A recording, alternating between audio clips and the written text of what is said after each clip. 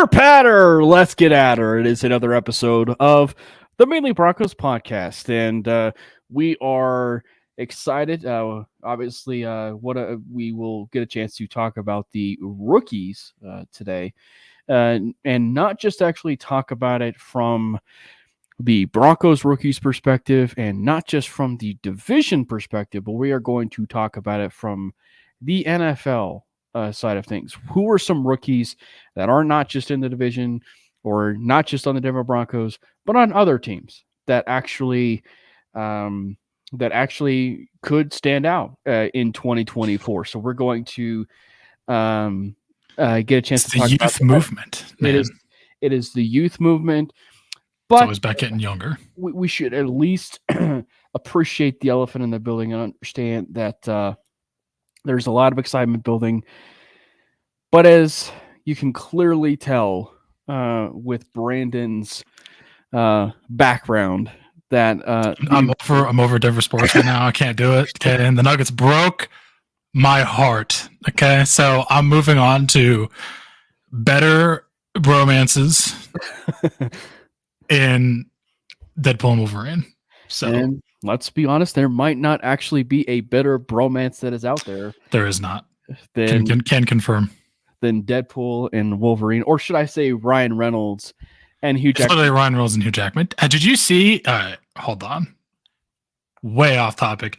Did you see that advertisement competition that they did for each other? Have you seen that?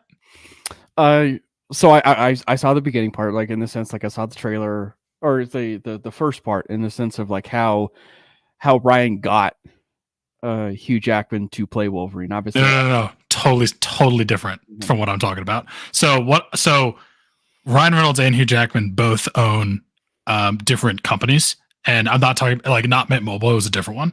What's up, Big Mike? It was so Ryan Reynolds has the Aviation Gin, and Hugh Jackman's company is, I think it's Laughing Man Coffee. It's a coffee company, and they had this. It was I guess it was like a competition almost, where they basically would each make an ad for the other person's business. You got to look it up. I'm not going to spoil it. Just look it up. Anyway, it was amazing. Nonetheless, we are super excited about Deadpool and Wolverine. And of course, I should say, right at that point in time, in terms of that date, there's a lot of excitement. Deadpool and Wolverine, Bo Nix, and Troy Franklin. No, show me the difference. No, I was actually going to say Deadpool and Wolverine, and as much as I love getting the chance to talk about the Denver Broncos and all of that, NCAA 25 will be released on July 19th. Actually, July is as stacked as June is. June and July, best months of the year this year. I can't even. Next month, you got The Boys season 4. You got The Bear season 3. You got House of the Dragon season 2. There's a bunch of other stuff happening next month. And then the very next month, I think it's within a week of each other, you got Deadpool and Wolverine, and you got college football, NCAA, basically 25. Yo. It's going to be... mascot? Wait. Was that confirmed? Yeah, it's... if I'm not mistaken, that is confirmed. That at least from the people that I've read and everything, that there will be no Elden Ring DLC. I forgot about that. June's going to be elite. Sorry, go ahead. Yeah, and also there's some mixed reports. I hope it's true, but there's some reports that the helmet will also be knocked off. I saw that was confirmed today. That's not the case. That's not possible. Yeah, that's what I'm saying. There was some mixed stuff, but maybe in terms of patching the game, we can actually get the opportunity to see not just some helmets being knocked off players, but more importantly, actually get mascot mode. So maybe that can actually, if the fans clamor enough and bully them enough, maybe we can actually. I'm still gonna get it. It's still the first NCAA game since 2012. So long ass time ago in a town called Kickapoo. Yeah. So here's my spiel Here's my spiel about this. Look at this guy. Look at this guy. Continue. Here's my whole spiel about NCAA, and look, I understand the gripes about how, yeah, it may end up being a Madden gen, or it may end up being the same as Madden. You touched on it briefly, because of the fact that we have not had a NCAA game since. I'm pretty sure it was 2012. Was it 2014? Hold on, I got to check on this. Denard Robinson was on the cover last I think 2014. Yeah. Was it? Okay. 10 years ago. Yeah, it was. It was 14. Yep. Damn, that's insane. Because it was such a long time ago, I'm buying it and I'm cherishing it. It's been a long time coming. I will absolutely cherish the game. I will make Nebraska relevant again, and I will also make Arkansas State relevant, because that is going to be the team that I will roll with for my dynasty team. I don't know who I'm going to pick. I don't really have a diehard college team. Unfortunate. It'll be interesting. I'm not going to pick Colorado. I'm not going for the low-hanging fruit. Don't choose South Carolina either. I'll find someone. I'll choose someone. Or Oklahoma. No. What I'd want to do, I just pick the most, the smallest, most underdog team. That's what I'd go with. Whoever that is, that's who it is. So, Vanderbilt. Just gotta ignore that you said that. Anyway, that'll be fun. That'll be fun. I would take Coastal Carolina. Coastal Carolina. Yeah. You got colors are dope. It's a party town. Why not? I mean, hey, they're a really successful baseball program. Might as well, make them a rather consistent powerhouse. Yeah. D'Angelo Anderson's alma mater. They were actually good. For those who remember. They were actually good for a period, weren't they? Actually were. Grayson McCall was the quarterback for Coastal, and then they were ranked for maybe a couple years. Yeah. Actually, if I'm not mistaken, and Kyle Blacker, if you are on the show or watching the show and everything, friend of the show, you've been on here, we'll need to get you on again. I think he's from Coastal Carolina. Don't quote me on that. So I'm sure that for the Coastal crowd, you will be appreciated if you choose Coastal Carolina. Yeah. I was thinking Coastal Carolina is a good one. Maybe someone like Liberty. Liberty would be fun. Ooh, okay. Liberty would be fun. The Flames. Malik Willis 2.0. Okay. We'll see. We shall see.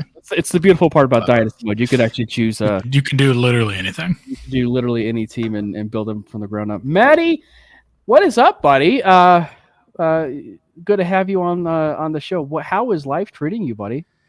Life's okay. I just got back from 3 weeks training in Hawaii. So that 5-hour time difference is killer. I'm still not adjusted back yet. Did you get to actually enjoy Hawaii or no? Some. It was just me though. My family wasn't able to come with. And there weren't really a lot of opportunities to hang out with folks outside of class. So, I mean, it's all right, but doing stuff on your own when you're a quasi bachelor, I guess, is weird. So, yeah, it was a lot of fun getting to see things and eat a lot. Thank God this camera doesn't show my belly because it definitely grew 3 sizes. I'm pretty sure you're still skinnier than Patrick Mahomes, though. So. Oh, well, I mean, hey, those Sunday cones really hit you. Eating 10 a day. I do think people honestly overreact to that, but it was too funny to not say it. Bro, those things are this big. Oh no, I meant they overreacted to the Patrick Mahomes photo. Yeah. I mean, quarterbacks don't have to be ripped. Actually, it's almost better if they have some thickness, which is just, it's funny to me that anyway. Patrick with 3 C's. Patrick with 3 C's. Yeah, exactly. Matty, I will say, obviously you said you don't want to show your belly. Well, you did do the truffle shuffle a few times. That's true. And, so I feel like I'm not going to try and force it on you, but I'm just saying it is in the ether. It is. I'll give you the first game Bo Nix wins as a starter. All right. He sounds so confident when he says all right. So when I guess I'll do the truffle shuffle like last week of October then.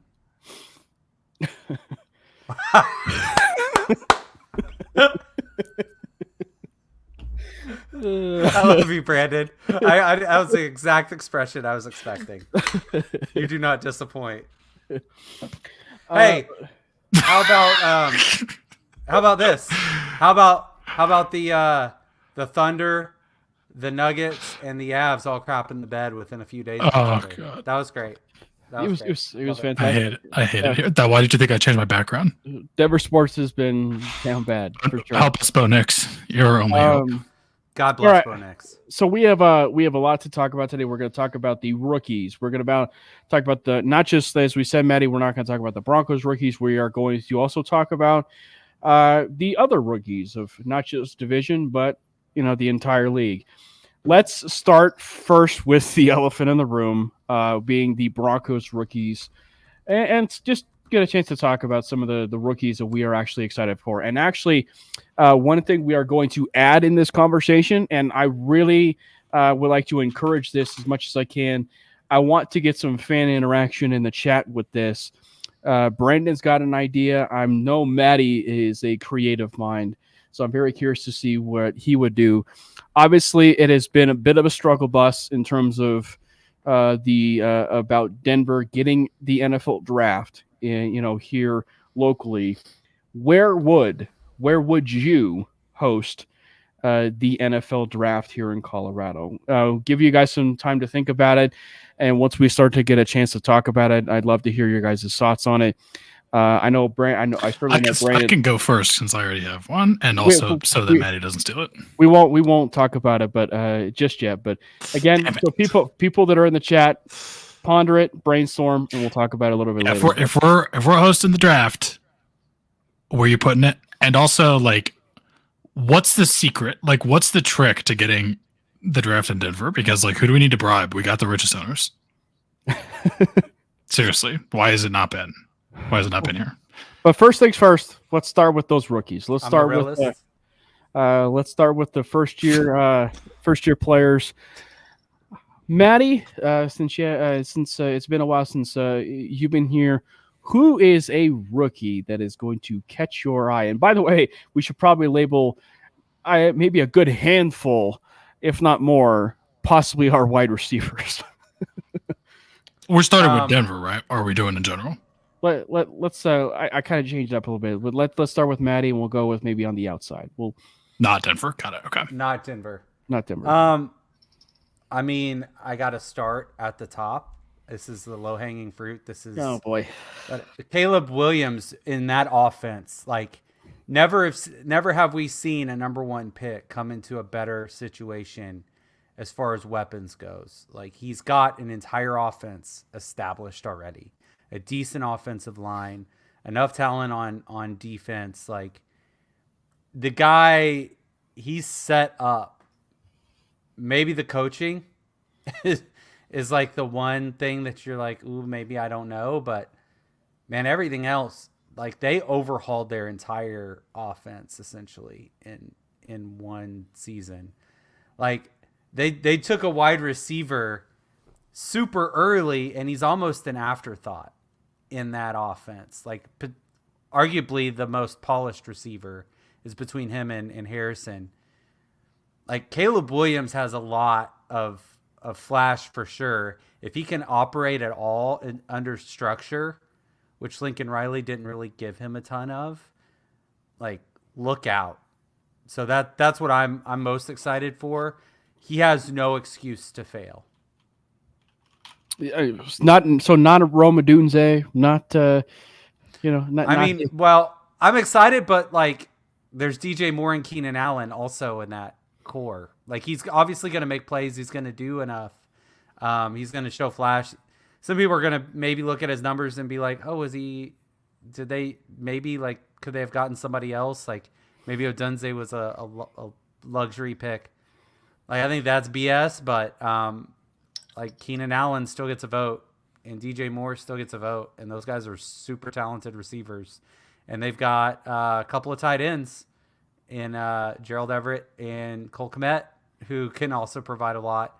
They just brought in, didn't they bring in Swift at running back? So, like, that guy is also going to eat a little bit out of the backfield, too. There's a lot of mouths to feed. I'm very interested to see what that looks like. What about you, Brandon? All right, I'm gonna come back to Deadpool Wolverine, but I gotta change the background for this one, and you'll know why in a minute. And it pains me to say this. Oh yeah, going to Los Angeles. It's Lad McConkey. It's Lad McConkey in Los Angeles. I love how you knew the second you saw it. Look, I hate that he's a Charger because I wanted him in Denver, but Lad McConkey has, honestly, I wouldn't be surprised if he leads the team in targets for the Chargers and might even lead the team in receptions because, like, obviously we've talked about before, like, the weapons that they've lost in LA. You don't really know what that offense is going to look like with the new coaching staff coming in, especially with, like, Greg Roman. Is it going to be way more, like, run heavy? I mean, you kind of get that vibe, especially with Harbaugh's, like, comments about the offensive line and offensive linemen being an offensive weapon, right, for them. So they might turn into more of a run-heavy team, which just at the chagrin of Justin Herbert. But Justin Herbert has to throw to someone. He's still a top 5 quarterback in the NFL. And Lad McConkey can get open. Like, his biggest issue is he's smaller and he has a little bit of an injury bug. So he's probably profiles more as, like, kind of that perfect slot guy. But Lad McConkey is a guy that I really easily could see Justin Herbert establishing chemistry with early, even before the season starts, and becoming, like, one of his go-to targets in a completely depleted, I don't know the exact number, but, like, the amount of vacated targets in Los Angeles has got to be probably the most in the league by far with who they've lost. And Quentin Johnston has really not proven non-existent to do anything. Who's the other guy? Palmer. I mean, he's okay. Didn't they lose? Mike Williams is gone. Well, yeah, Mike Williams is gone. There was another guy that Guyton. Didn't they lose Guyton too? Guyton. It's just like the amount of new. They also got Jerry Rice's kid. Yeah. That's right. I forgot they got Brendan Rice. The amount of, like, targets that are on the table in that offense is insane. It's got to go to someone. I don't foresee Quentin Johnston making the leap because I don't know if you guys saw, I mean, obviously it's camp, but he kind of had some drops in camp in some of the footage that's come out. So I think Lad McConkey could easily turn into the go-to slot guy. He's a very good route runner. Really, his biggest issue is he's smaller, but he's fast enough to get past that second level. He's fast enough to beat really anyone in the middle of the field, and he's great with the ball in his hands. Like, Lad McConkey could easily lead that team in, honestly, multiple categories. Could have the most targets, could have the most catches. People compare him to Cooper Kupp as the easy, exciting white comparison. But, like, is he a bigger Jordy Nelson? Maybe that's a better comp. I was actually thinking of a bigger Hunter Renfrow. If you're going to go with division, I think his straight line speed's a lot better than Hunter's, though. But but there's a lot of versatility for it with Lad. But I think for me, it's like, as much as I was kind of screaming, at the rooftops just a little bit that I was hoping that Lad would go to Baltimore and be reunited with his offensive coordinator, there, I really like the fit with Harbaugh, right? I actually like the fit with Harbaugh there. And he was going to play for a Harbaugh one way or another. He probably was going to play for a Harbaugh one way or another. But I know we like to have the exciting whites conversation in comparison, but to me, he's taller Elijah Moore. He kind of has that same ability in the middle of the field as, like, the slot guy. Has the same issue where he's a bit too small to be really that outside. Really savvy route runner, dependable guy. Great route runner, but doesn't really have the strength to do, like, the contested catches. But excels in the slot. Super, super athletic. unfortunately for Elijah Moore, he's kind of was just like stuck in hell.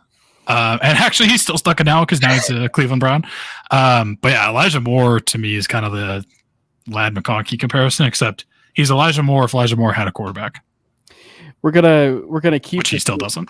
We're gonna keep the theme going a little bit with the AFC, and actually, I actually wonder if this is it's gonna sound like maybe not a hot take if you've actually been following me and how I've been kind of pumping up this particular wide receiver and possibly even having him be a Denver Broncos draft target. But where he went based on his scenario and where he went and possibly in the situation quarterback wise and everything. You're still my second one, aren't you? I love the fit of Malachi Corley with Aaron Rodgers. I like Ajay agrees with you. That was like his favorite pick. You guys should talk about it. But seriously though, like I love Corley's fit with Rodgers because, a younger Randall Cobb really hit it off with a guy like Aaron Rodgers and a guy that is so good after the catch, versatile weapon, does, kickoff returns, punt returns. He was a do-it-all player with the Packers, with Rodgers. Corley is a Swiss Army knife player. Like a Deebo, there's a reason why people kind of compared him to a degree like the Deebo Samuel of the 2024, draft. And you put that with Aaron Rodgers, a player that is the skill set that he excels well with.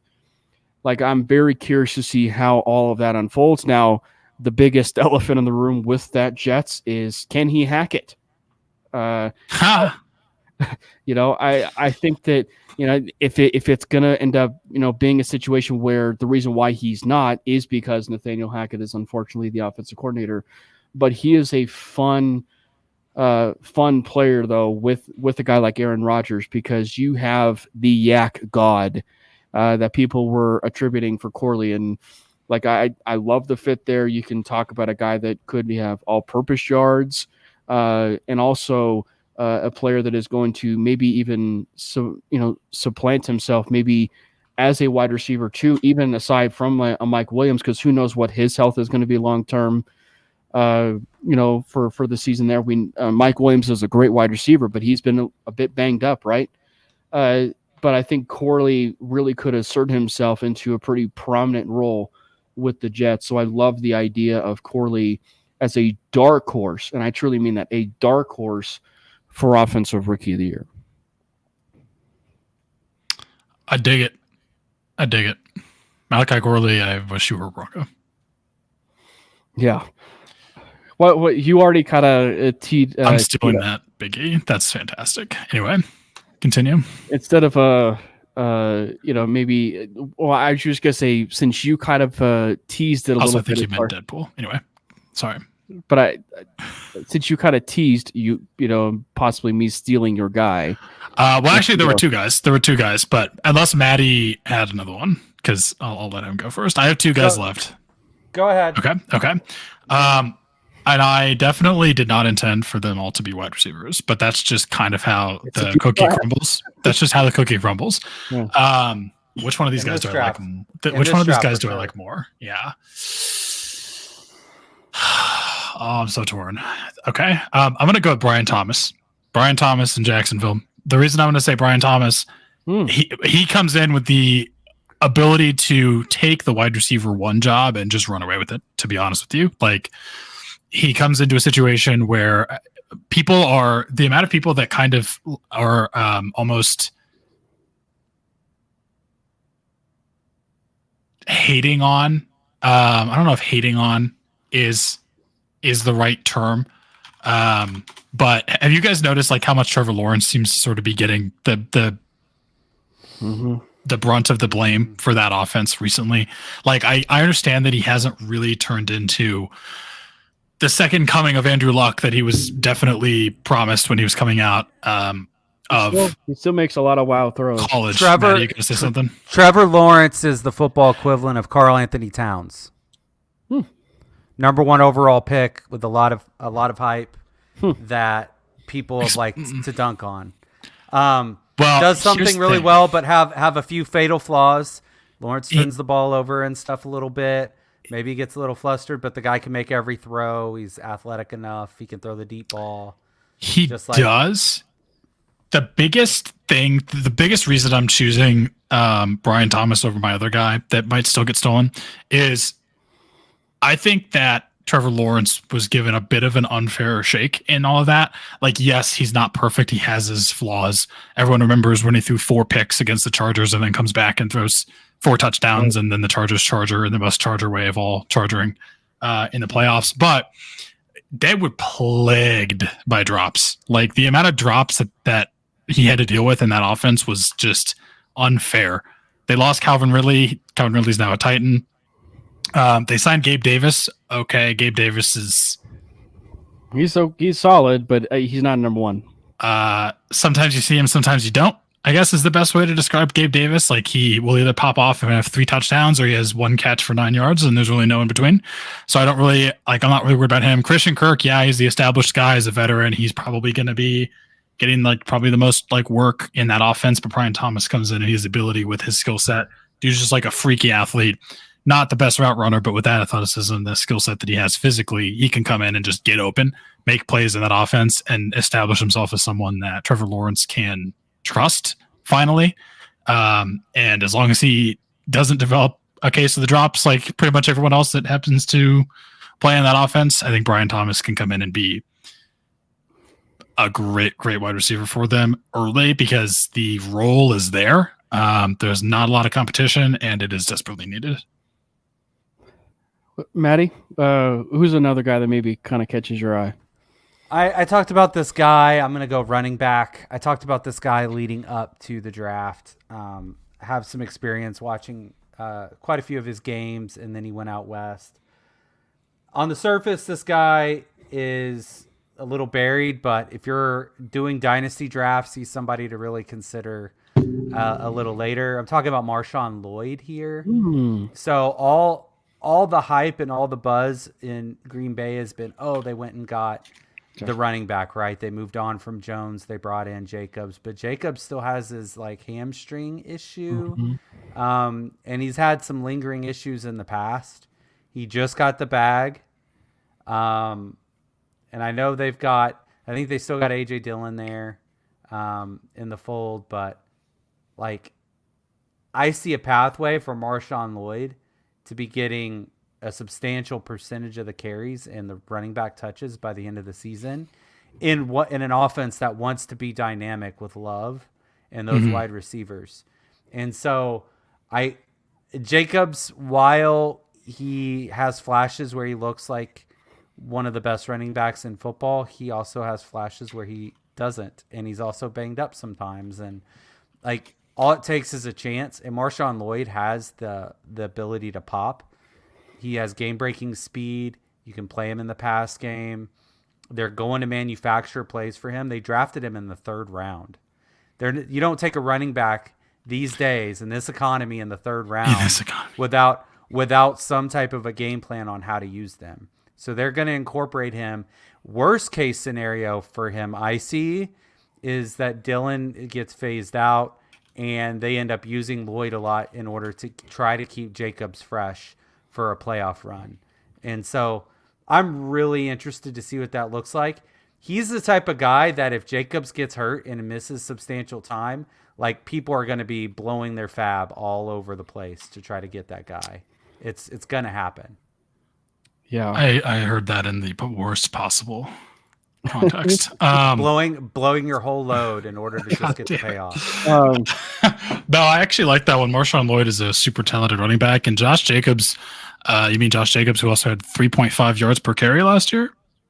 By far the lowest of his career? Yeah, I don't know about him. I know he just led the league in rushing, but I think they were smart to pick up a rookie. And I know Josh Jacobs got the bag, but they might not give him the ball. He might not get the ball. He got the bag. He might not get the ball. They're obviously going to use him because they paid him, but I think they're going to probably see that Marshawn Lloyd is more productive. I I feel like I should probably mention maybe another one of the offensive players that I'm excited about, and then I'll mention a defensive player to kind of kick off maybe a defensive player that I'm excited about as far as a rookie. But I wanted to go. This is actually I thought you were going to go with a offensive playmaker from the Panthers, Matty, but instead. They have two that you could have, well, three actually you could have chosen from them. Yeah. And so I was actually going to go with Jatavion Sanders, possibly as a pick for the Carolina Panthers, and he's fun. I mean, I think that there was a reason why a lot of people had him as tight end 2, right? And so, and given where the current state of the Carolina Panthers are right now, you know, I'm very curious to see what Sanders is going to provide there, because we know the weapons in Carolina is not great. It is not great whatsoever. So any of those options, Xavier Legette, Sanders, very well could pop off with Carolina. So Sanders is one that is maybe flying under the radar just a little bit. But as far as I could kind of kick things off and go a little bit defensive on this one, there is one player that actually really catches my eye as far as, you know, who could maybe surprise some people and, you know, maybe even be defensive rookie of the year. Latu Latu with Indianapolis. Is one that kind of catches my eye, especially on the defensive side of the ball, the defensive line that they have. You obviously have DeForest Buckner down there. Having that other guy off the edge, if you will, is really going to benefit them and that defensive line. And I think Indianapolis is pretty sneaky good, at least with that defensive front. And so Latu is a guy we said he's probably at least potential wise, he was probably edge 1 with this class, right? But Latu is a guy that very well could be a 10 to 13 sack guy right out of the gate, and possibly even win defensive rookie of the year. Latu is a good one. Okay, I do have a defensive guy, but I have one more guy that I need to talk about here, because he was not stolen yet, and I have to talk about my boy Keon Coleman and the Buffalo Bills. Keon Coleman, first of all, has anyone gone from total unknown rookie to most beloved player in franchise history in shorter time span? Obviously, I'm kind of joking, but every time I see anyone... He may have the most accurate arm on the team. No, Keon Coleman, if you guys haven't seen any of his interviews, of like pre-draft interviews or his presser after they drafted him, please go look at it. Please go watch it, and you will fall in love with him just as a person, because Keon Coleman is just absolutely hilarious. Before I get into just like what makes him good as a football player and why I'm picking him here, his pre-draft interview, did you guys see that? Mm-hmm. Oh my God. Matty, did you see it? Matty, you have to watch this. All right. I'm gonna try not to spoil it too much, but basically they like bring him into a room. It's like a group interview at the combine. And I think it was at the combine. And there's like, I don't know, 8 scouts and the GM and the coach and everything in the room. And they obviously we don't see like the whole interview, but one of the questions they ask him was like, what do you like to do outside of football? Like, what do you do off the field? It's like, oh, you know, hang out, around the house, play golf a little bit. They're like, you golf?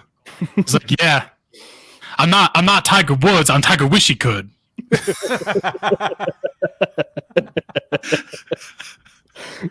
it's like, yeah, I golf.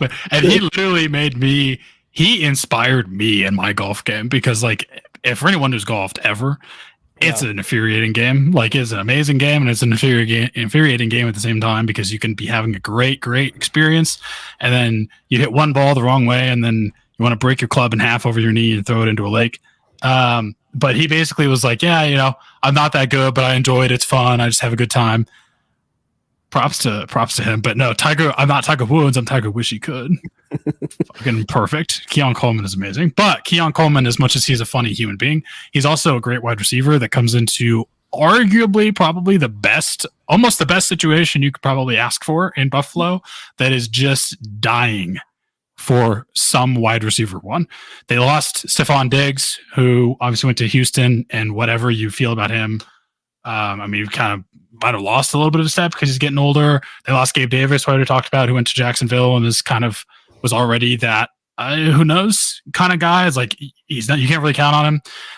They have Curtis Samuel. Sure, he's probably the highest upside guy right now outside of Keon Coleman. Khalil Shakir is just kind of around, and then Chase Claypool is on the Bills. He could have a breakout year, though. Shakir could have that breakout. Khalil Shakir might have. He hasn't done anything yet, but like if I had to pick one of them to have like at least some kind of a breakout, I would almost pick him. He's pretty good, but no one that's like necessarily proven. Chase Claypool is just like he's been bounced around. Like I don't even know what to think about him at this point. But Keon Coleman comes in and he can again kind of similar to Brian Thomas. Keon Coleman can just kind of turn into the guy quickly. He didn't really like explode in college, but he's proven that he has the physical ability to compete. And clearly he seems to have like as far as we can tell, no off the field issues. Alan loves Shakir. Okay. That's definitely something to keep in mind, but I feel like even then, like Keon Coleman comes in and he has a lot of opportunity in front of him that he can capitalize on after losing. Obviously, again, they lost Diggs and they lost Davis. We'll see. I don't know. I just like Keon Coleman. I think he's going to be someone to keep an eye on and might be a guy that makes some waves early for the Bills. I'm just going to refer to him now as Tiger Wish It Could. By the way, I was a bit distracted there. Matty sent into our chat about Dominic Raiola and Dylan Raiola being in the Polynesian Football Hall of Fame. I'm just kind of soaking it in, the fact that Dylan Raiola is the starting quarterback of the Nebraska Cornhuskers, and I realize that we have a CU fan in the chat right now with Carter Dillon. So it seems appropriate for me to gas up Nebraska for just a half second and say that they will beat the CU Buffaloes in week 2. So I'm really thankful that Matty kind of redirected that just a little bit. Anyway, where'd you get this picture? That's at the Polynesian Cultural Center on the island of Oahu. That's so cool. So, like they had I want to go there. It's a big deal. Seau. They had a thing for Dwayne Johnson, otherwise known as The Rock, there. So that was pretty cool. Just being able to see that. The Polynesian Cultural Center, if ever you guys make it to Hawaii, you got to go there. It was a highlight of my trip for sure. Putting it on my list. But truly, cool. In all seriousness, though, the Polynesian Bowl there, which is for high school kids and everything, like it's a big deal, down there in Hawaii. It's one where you see a lot of it's basically one that kind of gets swept under the rug just a little bit as far as high school all-stars, but it's one that in terms of like, because there's the Under Armour All-American Bowl, there's the Navy Army All-American Bowl, like as far as like high school recruits, then you have this one, and you have people that aren't necessarily of Polynesian descent come down there and be selected for that, and they get indoctrinated a little bit as far as the culture there. It's a fun experience, truly. It was pretty cool to kind of watch that a little bit. I say that because Nebraska obviously had 2 players down there, and Carter Nelson. I think Tua's in there, isn't he? He is. He is. Man, I want to go there. That place looks fun. Yeah. Yes. Tua, Troy Polamalu. Oh, Polamalu. Sorry, I can't say it without saying the story name. Anyway, while the Hall of Fame portion's pretty cool to see, the most incredible part was the show that they did at night. They have a Circle of Life type of show that highlights all the islands and the peoples and the customs from those islands, like coming of age and marriage and all of those things through dance and through their warrior ethos, if you will. Very, very cool to see. Vibrant colors, very beautifully done. And they have a buffet beforehand. So I paid like $90 and got a great buffet and got to see the show. So pretty incredible. And you could get anywhere really on that island within like an hour and a half. So pretty dope. Sorry, go ahead. Okay, speaking of, ironically, rookie NFL wide receivers in Hawaii, did you guys read about Roman Wilson's story when he was in high school? Former wide receiver for Michigan, was drafted by the Steelers. Did you guys see that? So he was living with his family on Maui, but he decided to attend high school and was accepted onto the high school team for St. Louis High School on Honolulu, on Oahu in Honolulu. And basically every single day, this kid woke up at like 4 a.m. and flew on a plane across islands to go to high school and go to like football practice and everything. And then got off of school and off of practice and flew back home across another island for like an hour every single day. Dude flew every day across islands to play football at that high school. I mean, even in high school, his potential was sky high. Great movie. I wonder if Roman Wilson is in that. We'll end up in that Hall of Fame. But great wide receiver. But that's super cool. I don't know if you mentioned your defensive player, Brandon. But I do have one defensive player that I did want to talk about, and that's going to be a guy that I was honestly okay with the Broncos taking. Honestly, in Byron Murphy, the second, who went to Seattle. This dude is probably going to be the 2024 version of Jalen Carter with the Eagles. Jalen Carter, whatever you want to think about him with his off the field issues, dude comes in as a rookie. He only had one start, had 6 sacks and 9 QB hits, 2 forced fumbles as a rookie. Byron Murphy's probably going to have more than one career start, but he has the same kind of potential as a rookie. One career start, and he is going to a defensive front that also has Draymond Jones, Rip, Boye Mafe, Nwosu, Leonard Williams, and new head coach of the Seahawks, Mike McDonald, who comes over from the Ravens, where he was their defensive coordinator 2 years ago, and they feel that I think it was like the second best defense in the NFL. This dude's going to pop off. Byron Murphy might have, probably defensive rookie of the year potential for sure. This guy is going to be a force and a problem quickly and probably for a long time. What about you, Matty? If you were to go after a defensive player, who would you...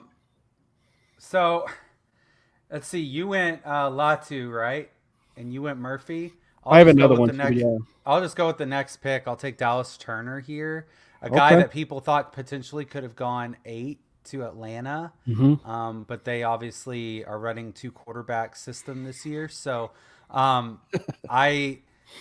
I think he's a great fit. I think he's going to take over the mantle from Hunter as the premier pass rusher, wearing purple, and it's a good fit for them. I think that the people are kind of sleeping on what the Vikings could be. I know that they're not super popular, and people like to dunk on both quarterbacks that they acquired. But man, a healthy Justin Jefferson back. They have Addison still and Hawkinson, and they've got a lot of talent still on that offense. And I say that the offensive stuff because I think Turner's going to be in a position to get after the quarterback. I think teams are still going to have to try to score points with them. And I don't know if he's going to get double digit sacks, but I'm pretty interested to see what he does when a lot of people had him ranked as really the number 1 defensive player on their board, and he fell all the way to 17. Yeah, them getting him at 17 was an absolute steal. I don't know why the Vikings seem to always steal players, but they do. Them and the Ravens. I don't know what it's about, but Vikings steal. That's what they do. They pilfer. Anyway, no, that's a great pick. So I was actually gonna go with another guy, a much later guy, a much later guy, and especially I should say in the 4th round. And I actually like the fit of this. I like the it doesn't necessarily take them maybe adding a free agent safety to the room. But I like it in terms of where they are currently constructed, and it could also result in this particular player, playing right away. And I love the idea of Malik Mustafa with the San Francisco 49ers. Mustafa. Yeah.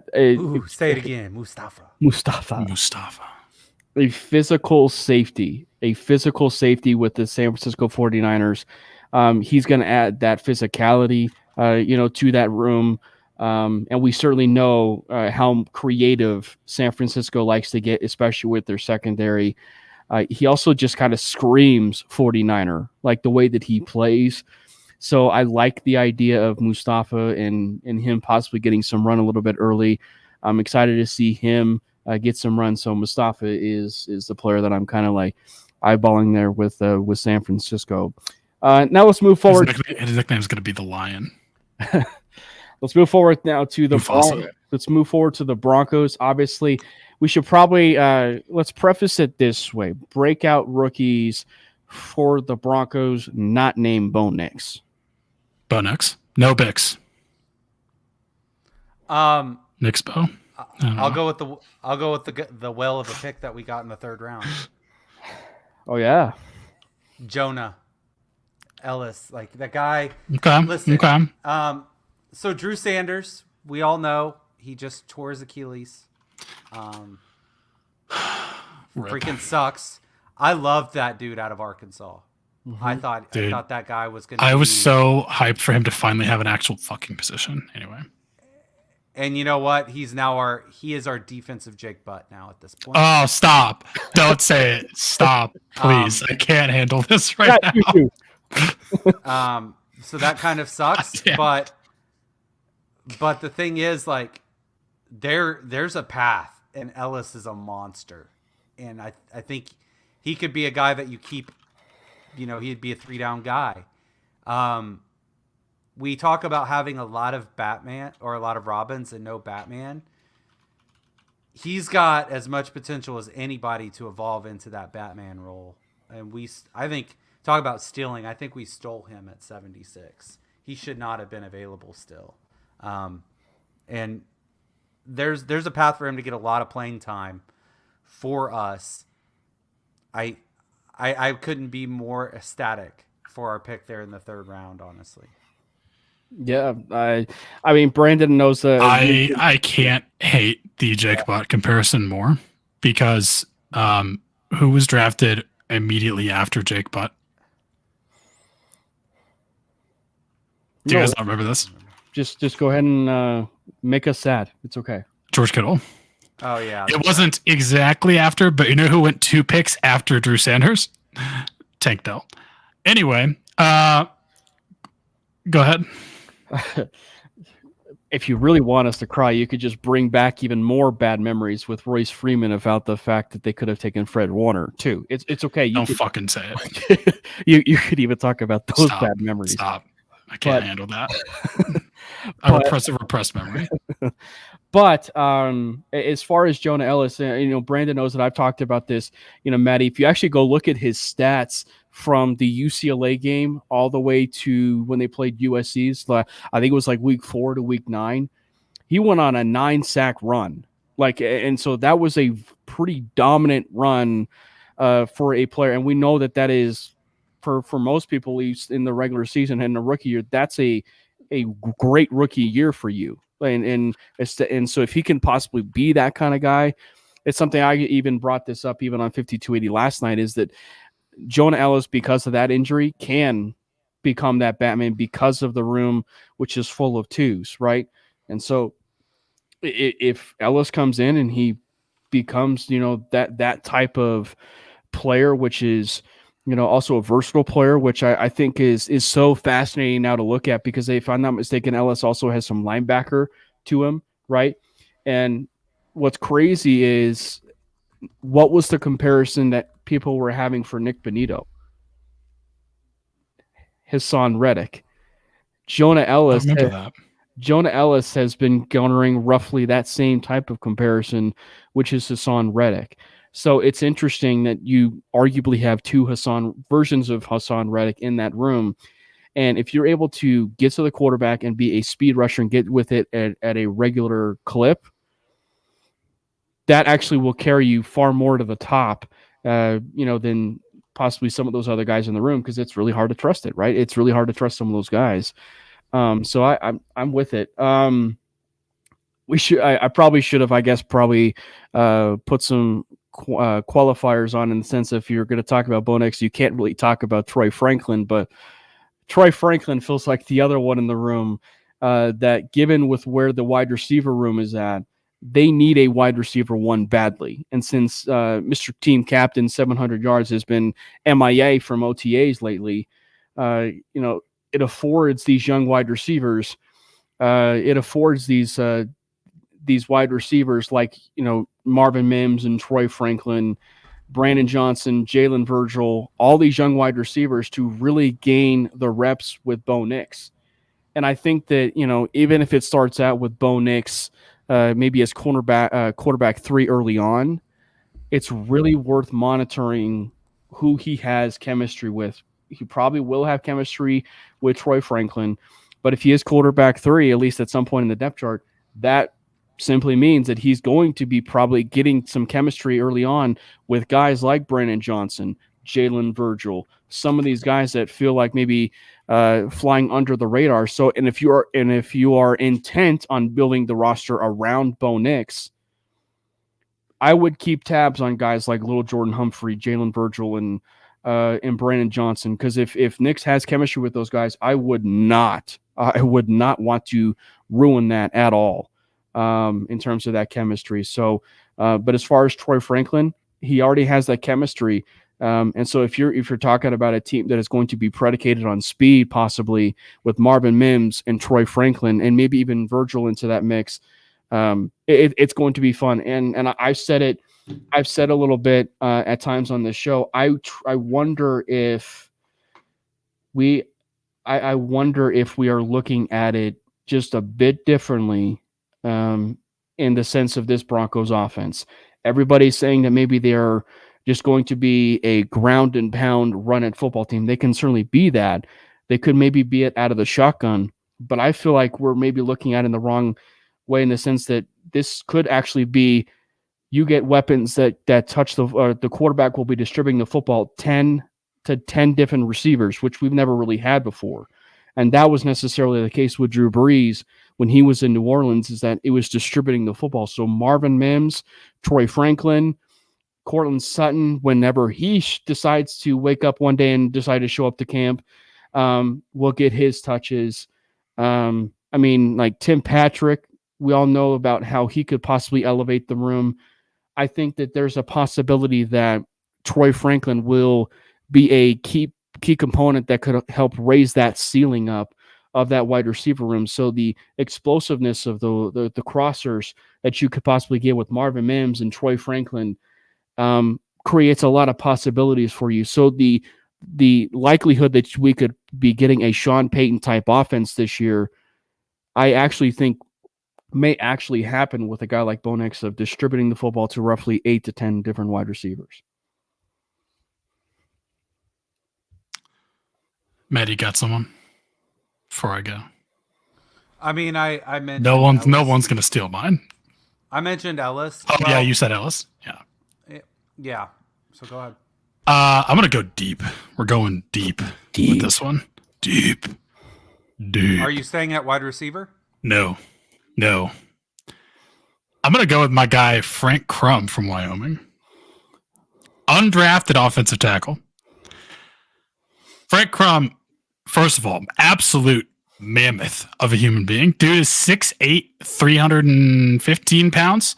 Unfortunately, his kind of downside physically is he does have sub 34-inch arms by a quarter of an inch. So technically that could make him a guard, depending on how you look at it. If that's something that you really value in terms of arm length at the NFL level on the offensive line, it was basically 34 and above, tackle below that, guard. But dude is an absolute mammoth of a human being who has started both tackle spots in the last 4 seasons at Wyoming.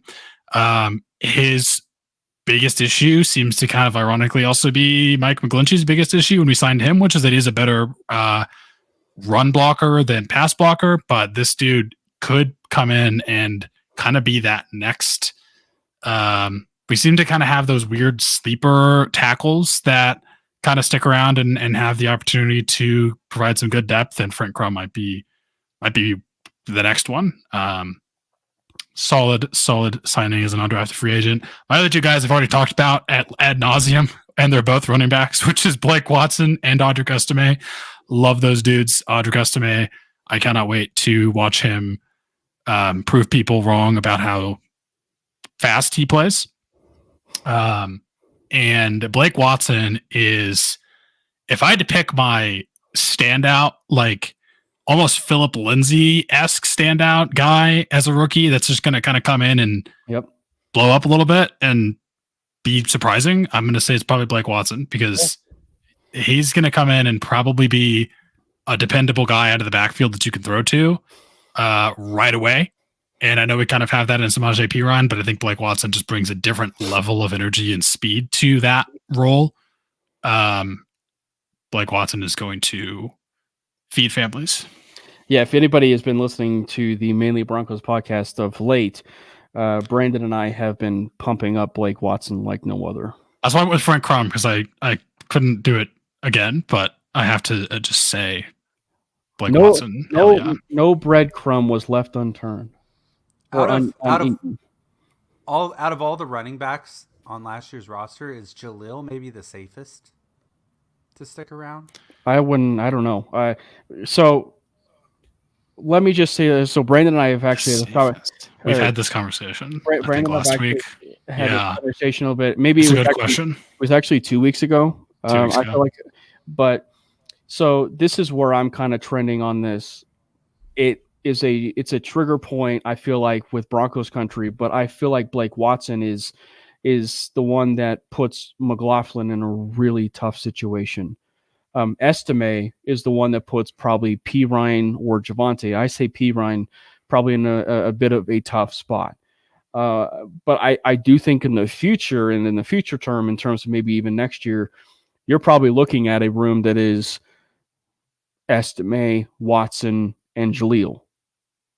With those three, given just because it's really fair to look at it that way. It's objective to look at it that way, because Javonte's on the last end of his deal, Samaje's on the last end of his deal, and I think it's pretty fair to at least assume right now that maybe the Broncos actually, because let's even look at it this way. Actually, and I have to give kudos to Orange and Blue today, Cecil Lammy and Andrew Mason, when they had this conversation, that when Audric Estime was drafted in the 5th round, a lot of people felt like Blake Watson was going to be available in the 5th round, or even taken in the 5th round, and he went undrafted. So you didn't just actually upgrade your running back room with a 5th round draft pick that should not have probably been there in Audric Estime, but getting Blake Watson. So you've massively upgraded your running back room by simply having both Watson and Estime in your room. So I really think there's an actual chance here where the Broncos are going with an entirely new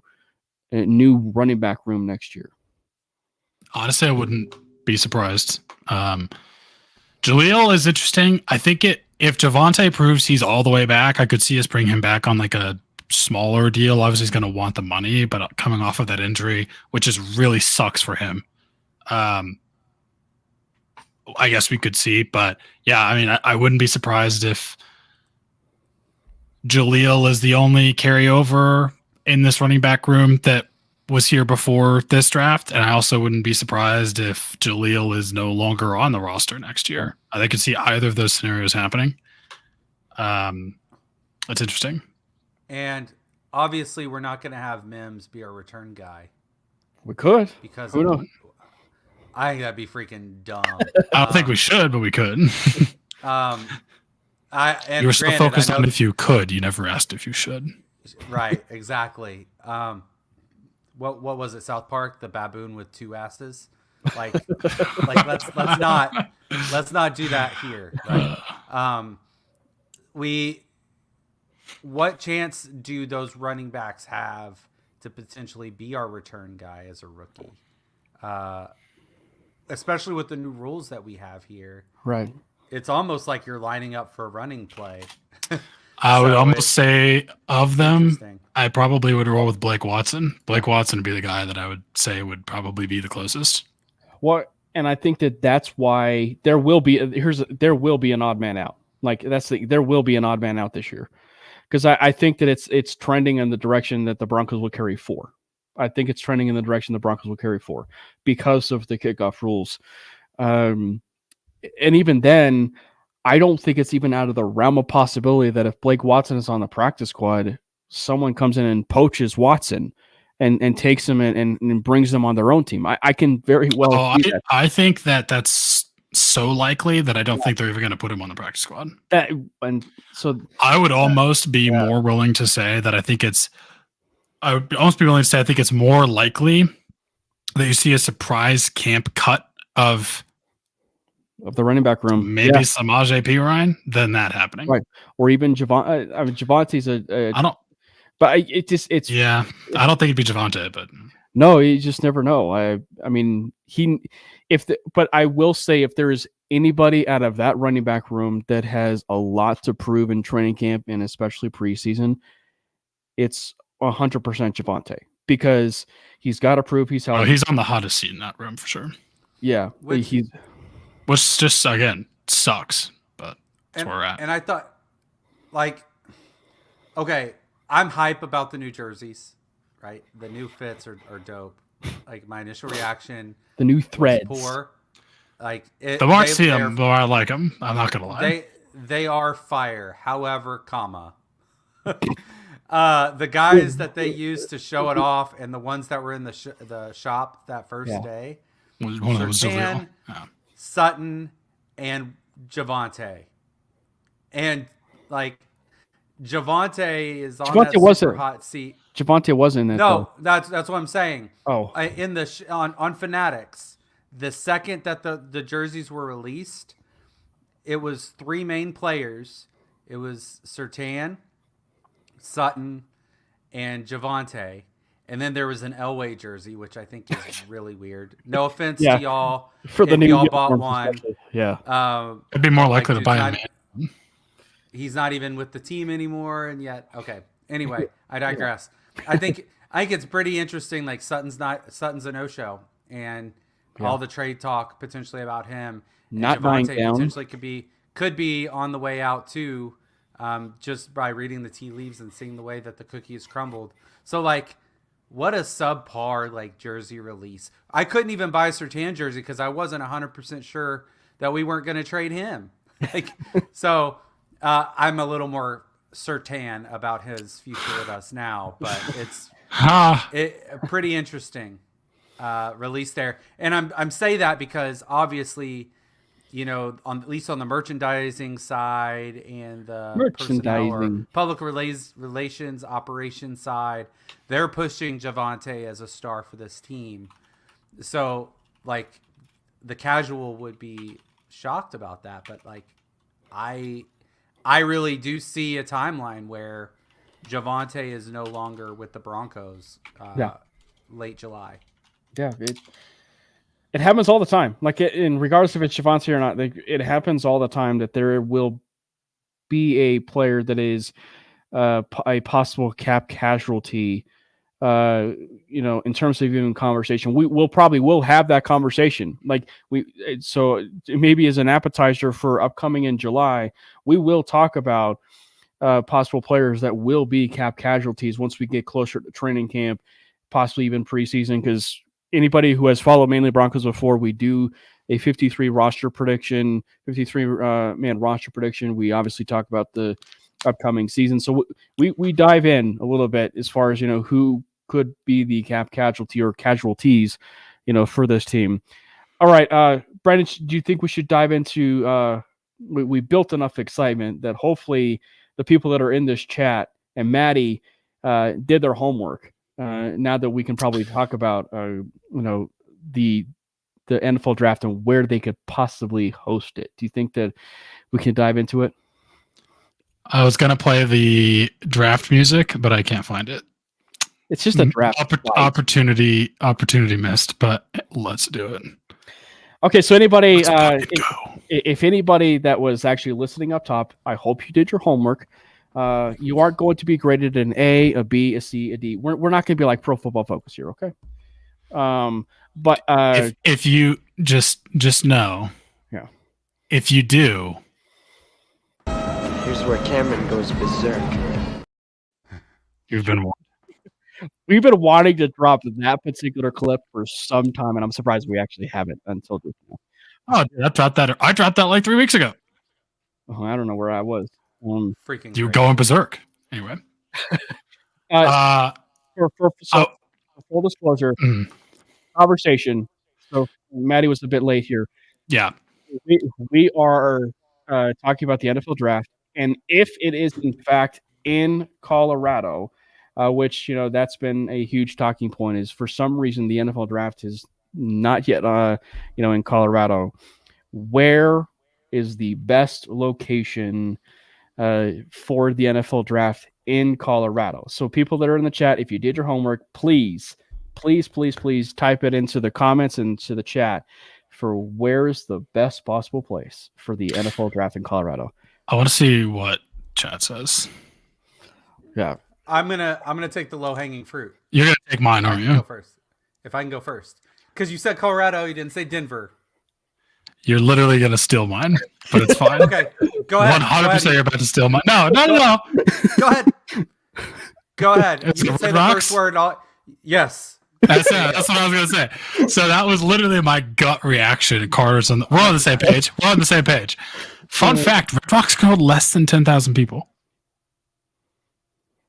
For reference, 700,000 people attended the draft in Detroit. That would be literally the coolest venue of all time that the draft has ever been at. But what do? You can't have enough people. Where do you put the players? And the overflow, like overflow of fans, the parking, the parking would be sick. Parking would be abysmal. It would be an experience. Hook that into my veins. Parking's abysmal. Just going to run the stairs there, just on a Saturday morning. I can't imagine how atrocious that, but it'd be the dopest looking. That would be super sick. But the more I thought about this, literally, I don't know that the venue exists, because the only option I could come up with, legitimately, like Red Rocks, I love, would be you have to set it up how we set up the championship parades downtown. Yeah.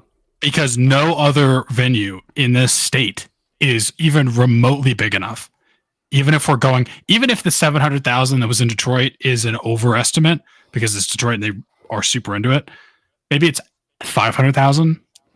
Tell me a venue that's going to be able to hold that many people. It doesn't exist. It blows my mind. Unless this is what was being built beneath DIA, and that's why we have not had a draft yet here, because it's not been done. It's beneath Lucifer is the entrance. Can you imagine? Look on Matty's face. Can you imagine Bo Callahan making a wrong turn and nobody ever sees him again? That dude already doesn't have friends. I cannot imagine. Someone clip that, please. Yeah, because the other part. Well. Oh my god. I'll go for Matty. Obviously, you were going to say Red Rocks, but do you have another place in mind, possibly Union Station somehow, some way being involved, just because it's iconic. But again, the venue doesn't exactly exist unless you want to take over Coors and Blake Street, just do the whole which would be so funny area. Honestly, I brought up Coors when we first talked about this, because Coors actually would be sick. It's just low-key the coolest baseball stadium in the country, and it also has the worst team, but yeah, because the other idea that I've been thinking about is also scenery too, in the sense of I have an idea. So I don't know how they could possibly work, but I mean, obviously, I know Carter's in the chat, but obviously, Folsom Field, but I think it's only holds 50 or 60,000 still. But I don't know, like, but like doing some Air Force Stadium, like Air Force Hold Stadium, on. possibly in Colorado Springs. So I mean, but there's probably, I don't know. It's hard because those particular stadiums, Air Force Stadium, Folsom, maybe even Fort Collins, they only hold, I would imagine, like only like 50 to 60,000 still. So there would have to be quite some overflow that happens. But it's an empty stadium, right? They're empty stadiums. They can maybe make it work somehow. But I wouldn't mind seeing something like with scenic views like that. You want to talk about scenic views? I have an idea for you. I don't know the layout of this well enough to tell you where the stage would go. Garden of the Gods. Oh, That'd be dope. Somehow, some way. That would be a vibe. That would be sick. Garden of the Gods. Tell me that wouldn't be cool. I don't know where you set it up. I don't know if there's a big enough open space because it's kind of just like pathways. I haven't been there in a while. But if there's an area that would fit a stage, that'd be sick. I mean, they host weddings there. There's got to be a place they put that, right? Mm-hmm. So we've got 10 minutes in between picks in the first round. Mm-hmm. Roughly. Casa Bonita. Yo. So the draft picks. The draft picks give Goodell a big hug, and then they just jump and then dive into the and Goodell's got to take the next 10 minutes to like get back up there. That's the one.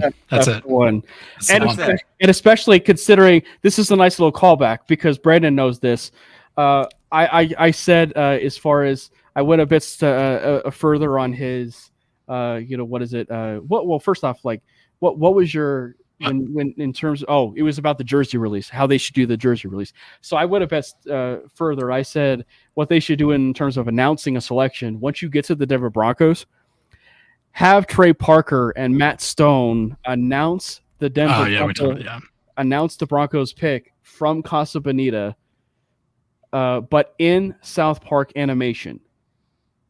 And have it be that'd be sick. And have it be Cartman who's announcing the pick and jumping into the pool, which is a nice callback to that South Park episode where he jumps into the pool when. Yeah, I can't believe this pick. You guys, I'm getting him. Oh my God, I need this. I need this now. Right. I mean, Casa Bonita only seats 1,000 people, but I don't care. Man, Casa Bonita, that'd be sick. That'd be cool. 1,000. I want to go there so bad. Have you guys been there yet? You literally can't, to get on a waiting list, it's a lottery to get on the list. Yeah, it's wild. It's pretty rough. Dude, I just remember the smell of like old refried beans and chlorine. That's all I can remember in that place. But it's a freaking iconic place too. I'm so glad that they own it now. Especially that it's refurbished and yeah, though the best as far as like even Casa Bonita before it got refurbished, we all know that you mentioned sopapillas, like that was the thing with Casa Bonita. Was the thing. It's like they always would make the best sopapillas. As far as the other food that they would serve, not so much, but the sopapillas. Yeah, it's like Texas Roadhouse. You go for the rolls and nothing else. You go for the sopapillas and nothing else. But Roadhouse at least had some. Roadhouse has actual food.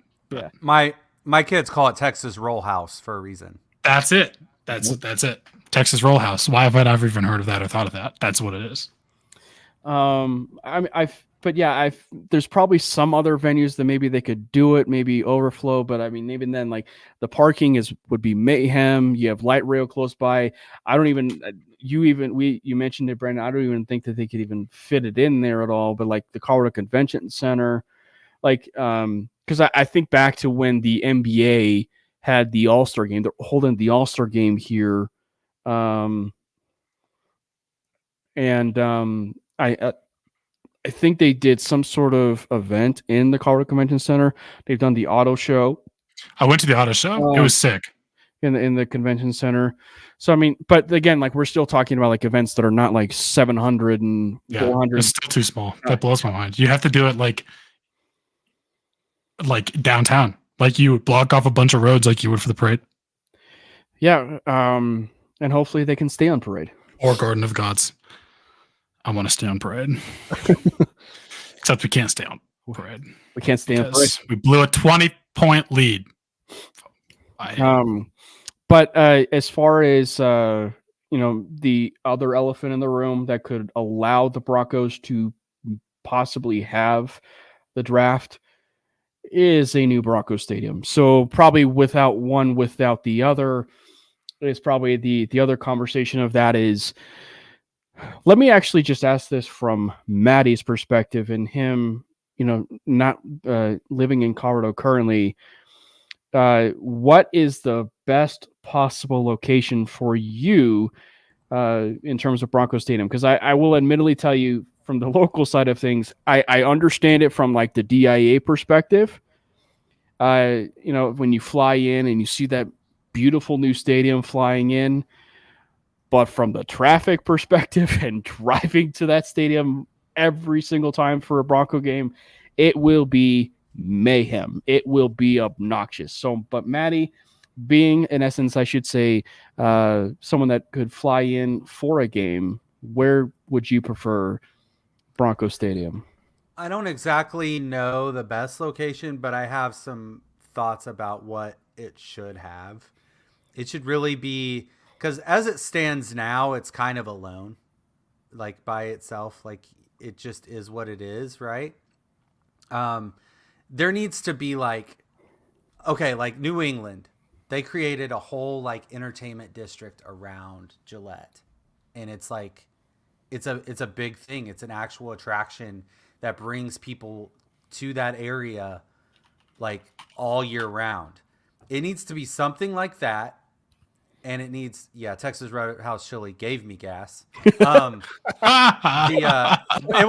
good, but I paid for it. It bit me as hard as I bit it. That's amazing. So I'd say this: I want an entertainment district, and I want tailgating. Like, there's no real good place, from what I've seen, to really do the tailgate thing. It's beautiful around there, like the landscaping's nice and all of that. But like, here's the biggest kicker. If fans are going to a game, they want a game experience, and it's going to be the whole thing.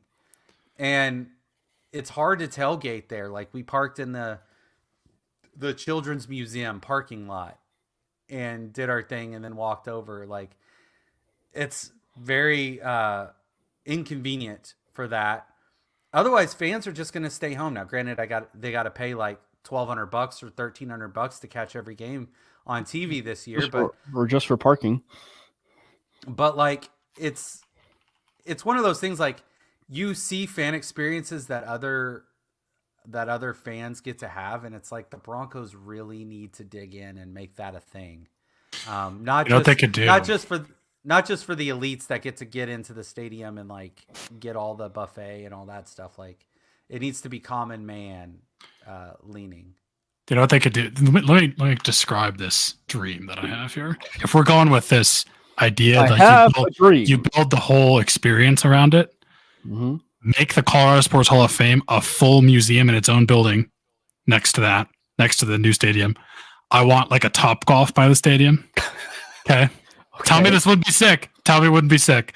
You got to have some kind of like, you have to set it up, the tailgating area. You have to set it up in a way where like you can walk to all the like, it's a walkable area, so you can park, but then you can come in and there's like enough stuff that it's like not as congested. It's almost like more of an open outdoor space, and you can like walk to the stadium, you can walk to a restaurant, you can walk to the Colorado Sports Hall of Fame, and it's like, I love that idea. That'd be sick.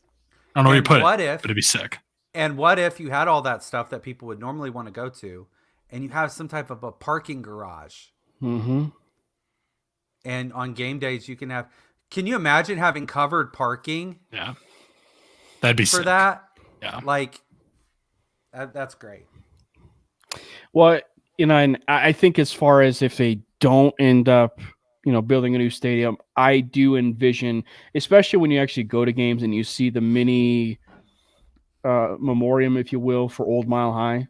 I can see them. I can see Walton Penner Group if they decide whether or not they want to build a stadium or not build a stadium. If they choose not to, I still think a very good fan experience would be ideal for the downtown area. And because, like, look, as much as we can hate on the Rockies as much as we want, they have the most beautiful ballpark in the skyline of Colorado and the skyline of downtown Denver.